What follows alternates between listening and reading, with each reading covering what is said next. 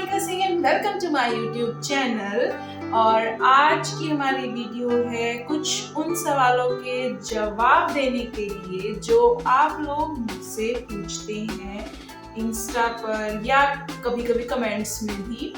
तो जो लोग नए हैं मेरे चैनल पर उनको मैं बता दूं, मैं एक सिंगल मदर हूँ। मुझे 4 साल हो गए हैं अकेले रहते हुए, मतलब अकेले मीन्स अपने बेटे के साथ रहते हुए, अकेले without any family support, means emotional support है but I am handling everything myself. और क्योंकि मैं सोशल साइट्स पे थोड़ा सा एक्टिव हूँ तो बहुत सारे लोगों को ये चीज़ ऑलरेडी पता है और मुझसे इसीलिए कुछ सवाल पूछे जाते हैं। तो उन्हीं में से कुछ सवालों का जवाब मैं आज इस वीडियो में देने वाली हूँ।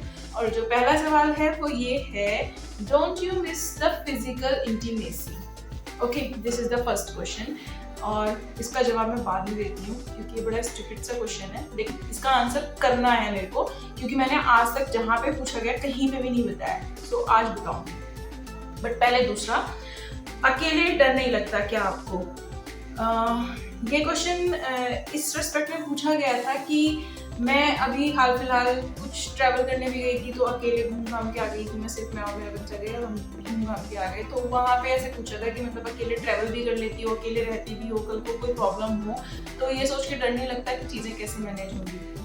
तो नहीं, मुझे डर नहीं लगता क्योंकि मुझे ऐसा लगता है कि अगर मेरा टाइम ठीक चल रहा है देन कोई है नहीं है, सब ठीक चलता रहेगा।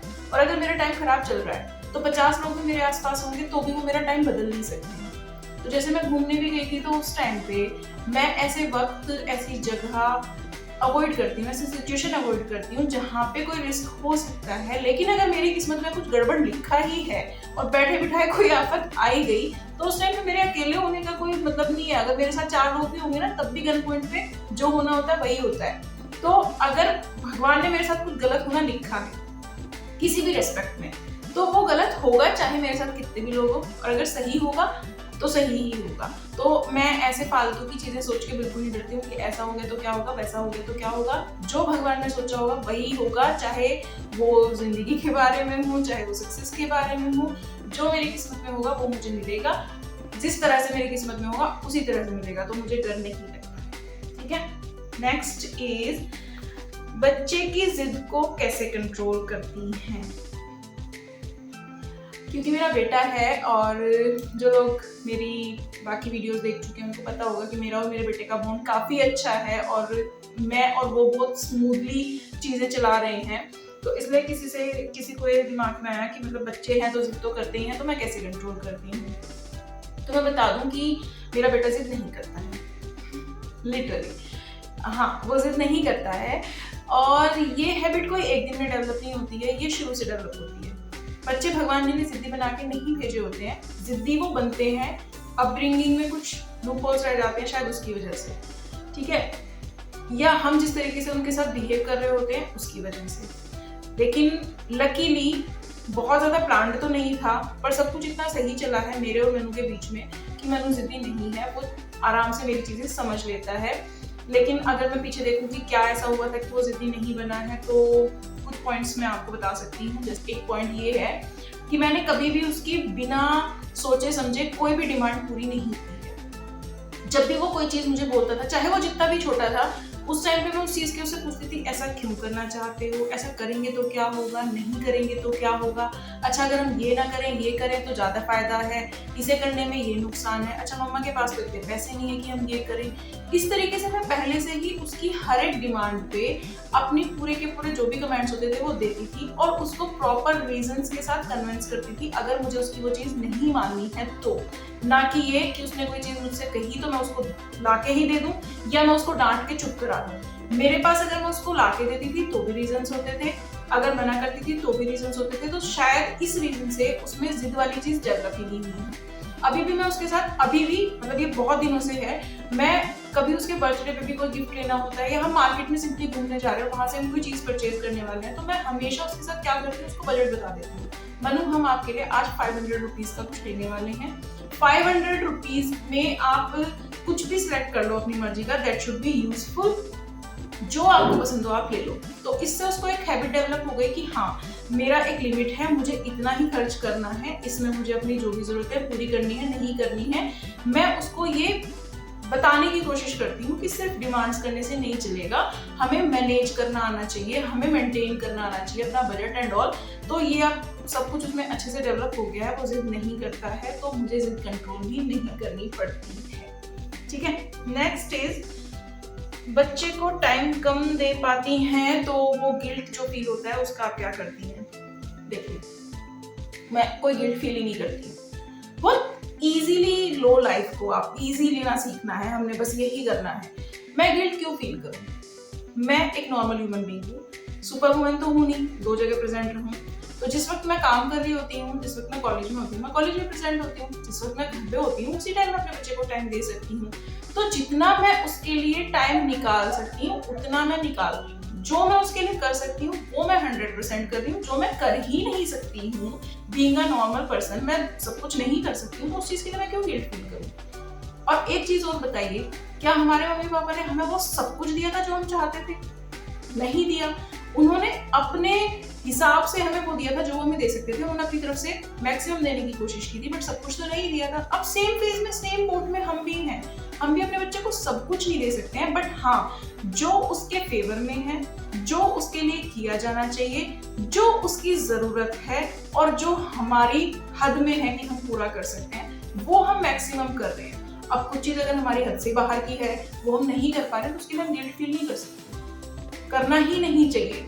सो अपने आप को माफ करना सीखें। आप नॉर्मल पर्सन हैं, नॉर्मल पर्सन की कुछ लिमिट होती है, उस लिमिट से आगे हम नहीं जा सकते, बट हम जितना कर सकते हैं हम कर रहे हैं। तो मैं कोई गिल्ट फील नहीं करती और आपको भी नहीं करना चाहिए। ठीक है, मैक्सिमम देने की कोशिश कर रहे हैं, दैट्स इट, खत्म। नेक्स्ट इज, आप अपनी फ्रस्ट्रेशन को कैसे डील करती हैं? मैं कभी कभी जब अपने काम की वजह से परेशान होती हूँ तो उसकी फ्रस्ट्रेशन बच्चे पे निकल जाती है, उसको डांट देती हूँ। आप अपने आप को काम कैसे रखती हैं? बेसिकली मेरा नेचर गुस्से वाला है नहीं, ज़्यादा गुस्सा करती नहीं, और यूजलेस बच्चे को डांटने की तो मैं बिल्कुल फेवर में नहीं हूँ। जब उसकी गलती होती है सिर्फ उसको तभी डांटे जाना चाहिए, क्योंकि अगर आप उसको बिना बात के भी डांटोगे तो जब आप बात पे भी डांटोगे तो उसको परवाह नहीं रहेगी इस चीज़ की। उसको लगेगा मम्मा तो हर चीज़ में डांटती है, मम्मा का तो खुद का मूड खराब होता है तो भी बोलती है, तो वो आपकी चीज़ों को वेट देना ही बंद कर देगा। तो ये चीज़ आपको समझनी है कि वो बच्चा आपका पंचिंग बैग नहीं है। अगर आपको किसी और रीजन से गुस्सा आ रहा है तो सिर्फ आप उस पर इसलिए अपना फ्रस्ट्रेशन निकालना शुरू कर दें क्योंकि वो इजीली अवेलेबल है, आपसे वीक है, वो कुछ कर नहीं सकता। ये तो गलत है। बट हाँ, कभी कभी उस लेवल पे फ्रस्ट्रेट हो जाते हैं कि हमें पता नहीं होता कि हम अपना मूड कंट्रोल कैसे करें। तो उस टाइम पे मैंने एक दो बार लाइफ में ऐसी सिचुएशन आई है जब मैंने लिटरली आगे से मनु को ये बोला है कि मनु, आज मैं बहुत परेशान हूँ, मेरा मूड खराब है और मुझे ज़्यादा परेशान नहीं करना, हो सकता है मैं आपको डांट दूँ, ठीक है? तो अगर मैं डांट दूँ तो माइंड मत करना और कोशिश करना कि अभी मेरे से ज़्यादा बात नहीं करो और वो सिचुएशन ना आए कि मैं डांट दूँ। बिल्कुल अपने बच्चे के साथ में क्लियर रहें। अगर आपने उसको बिना रीजन के डांटना है तो एटलीस्ट उसको पता होना चाहिए कि ये फ्रस्ट्रेशन में हुआ है और ये रेगुलर नहीं होगा, बट आज हुआ है तो आपको उसके लिए सॉरी भी फील करना चाहिए। फर्स्टली तो अवॉइड करनी चाहिए सिचुएशन, बट अगर बन भी गई है तो अपने बच्चे को समझाएं।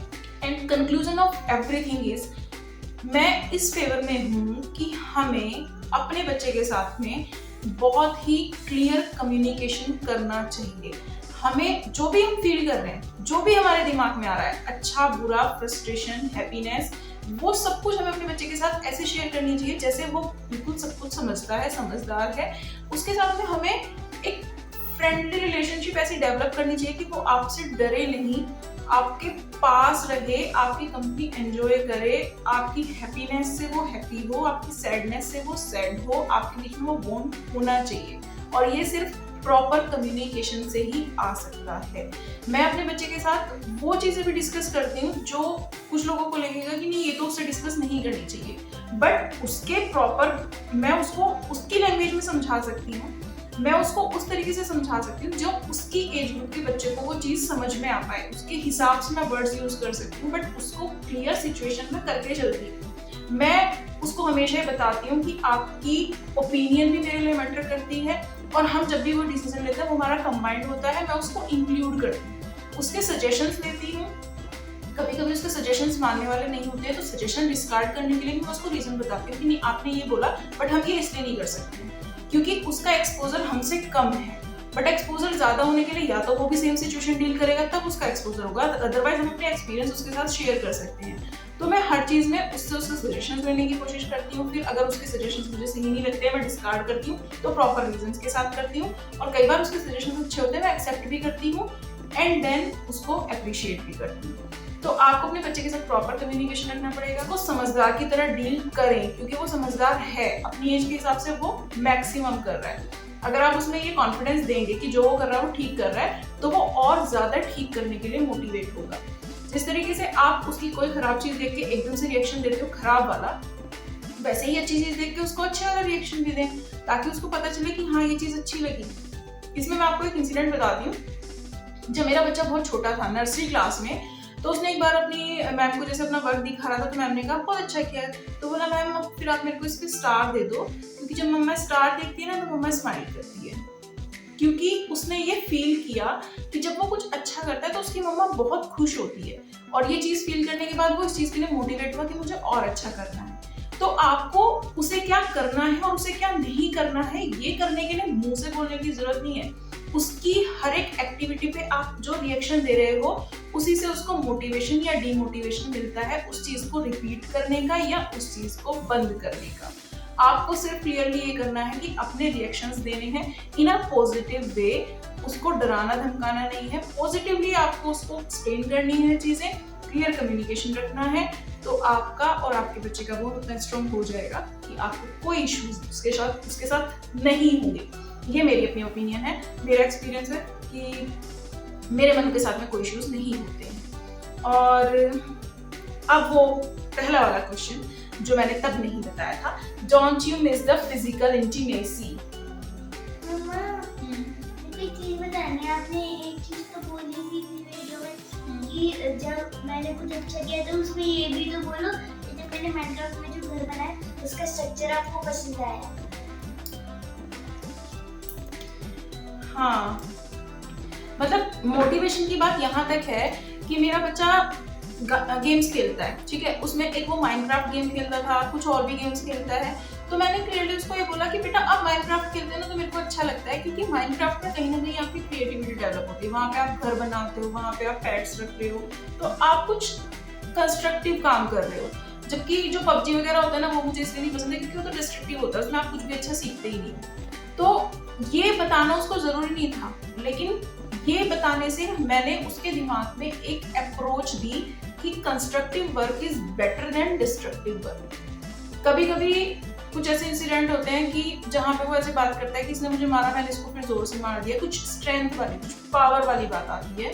तो मैं उसको वहां पे फिर क्लियर बताती हूँ कि बेटा पावर इस चीज में नहीं है कि आपने किसी को कितना हर्ट किया, हर्ट आप कितना कर पाते हो उससे आपकी पावर का नहीं पता चलता है। आपकी पावर का तब पता चलेगा जब आप अपनी पावर का यूज किसी की हेल्प करने में करेंगे, या फिर किसी वर्स्ट सिचुएशन को आप कैसे डील करते हो, वहां पे पता चलेगा कि आप कितने स्ट्रॉन्ग हो। तो ये ऐसी छोटे छोटे इंसिडेंट्स के बीच में जो आप उसको टिप्स देते हो, या जो बहुत छोटी छोटी चीजों में आप एक प्रॉपर अप्रोच डेवलप करते हो, वो अप्रोच उसके पूरी लाइफ काम आती है। तो आप रिएक्शन जब दे रहे हो तो उसको प्रॉपर रीजंस के साथ एक्सप्लेन करो, करेक्ट करना है तो प्रॉपर रीजंस के साथ करेक्ट करो, प्रॉपर एक्सप्लेनेशन के साथ करेक्ट करेंगे तो आपकी ओपिनियन इफेक्टिवली उसको समझ आएगी। एंड एट द लास्ट जो सबसे शुरू वाला क्वेश्चन था, don't you miss the physical intimacy, उसको लेके आते हैं।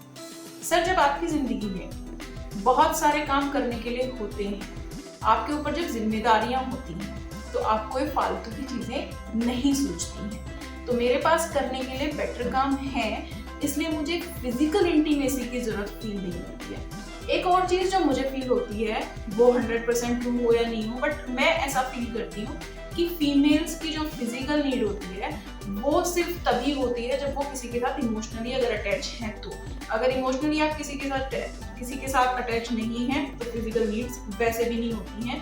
Physical intimacy is not a kind of food you need, ठीक है, this is totally emotional game.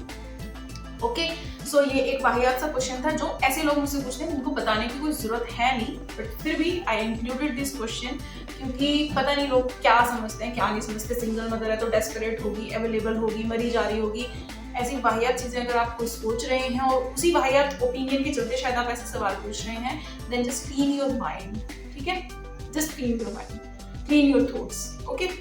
Now ending this video, if you want to know something more, अगर आपको कुछ और सवाल मुझसे पूछना है तो आप कमेंट बॉक्स में भी पूछ सकते हैं या फिर मेरी इंस्टा आईडी जो है mama_beta, वहाँ पर भी डीएम कर सकते हैं।